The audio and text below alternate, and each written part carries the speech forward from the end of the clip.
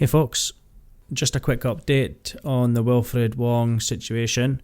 I was in two minds about whether to actually update people on this due to the nature of the information and because there's not going to be any comments on this video, which I know sucks, but it's a good opportunity to explain why there's no comments on this video or any of the Wilfred Wong videos.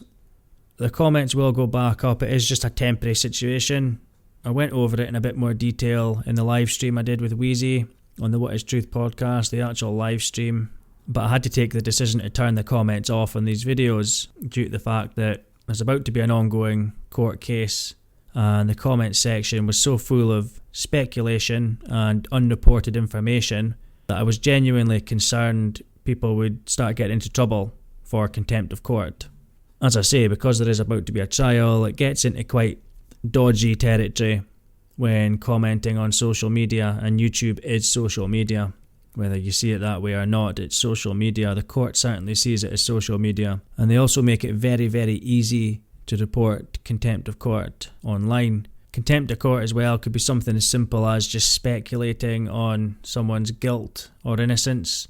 So the best thing to do for the defendants and for justice in general is not to speculate on YouTube about the case in such ways. Just so you're aware, there does not need to be a court order in place for something to be classed as contempt of court. That's a myth that people seem to bandy around, but it is incorrect, I'm afraid. So I am sorry that I had to turn the comments off. I didn't want to, but it's in the best interests of me, you and justice that they are off. They will be back on when the trial concludes. I believe it's starting on the 7th of December. Once that's over, if people still want to talk about it, then you're free to discuss whatever you want in the comments. The comment sections will be turned back on. So another bit of news broke yesterday about this case. They've actually released the cause of death of Robert Frith, the psychiatric nurse who was one of the adults arrested in the case. As I say, I wasn't really going to cover it, but I did say I'd keep you updated if there was any updates, so I think it's only fair that I do. Once again, thank you to the person who put the link in my comments. I can't find the comment now, so I can't respond to you, but you know who you are. I'm not going to say names just in case people don't want to be named on this video, but thank you very much for putting that link in the comments. Links and comments are always extremely helpful, which is another reason it's a shame that I've had to turn the comments off in the Wilfred Wong videos. But there we go. So I'm just going to go over this article, or certainly the relevant parts. So it would appear that there's an inquest that's concluded, and it says Anglesey child kidnap accused found dead in prison cell. Inquest hears. Former psychiatric nurse Robert Frith died at HMP Berwyn on November the 14th. A man charged with an alleged kidnapping on Anglesey was found dead in his prison cell. An inquest heard.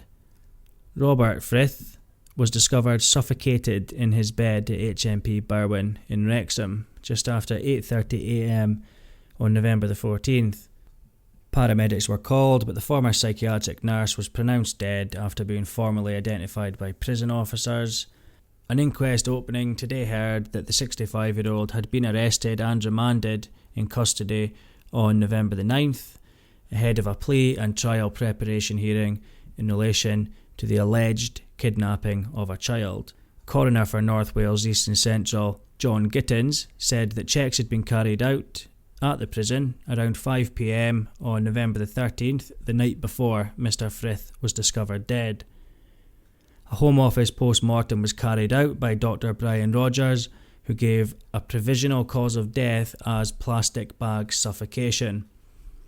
Mr. Gittins said deaths in custody automatically trigger a coroner's inquest and said he'll adjourn the hearing to await the findings of an investigation by the Prison and Probation Ombudsman before listing the matter for a full inquest.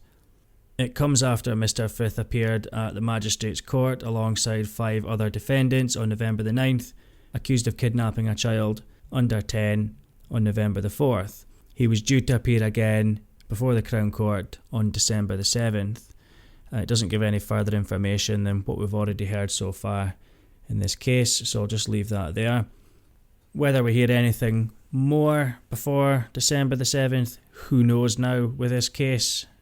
Things seem to be happening all the time with this case. I believe it's the trial that actually starts on the 7th of December, so that'll certainly be an interesting one to follow. Let's hope nothing else like this happens before the case actually gets to court properly. Anyway folks, I will leave that there. I'm going to go before I start making comments and speculating myself, because it's a very difficult thing to avoid. So I will leave it there. Thank you again for tuning in, and I'll catch you on the next one. Cheers folks.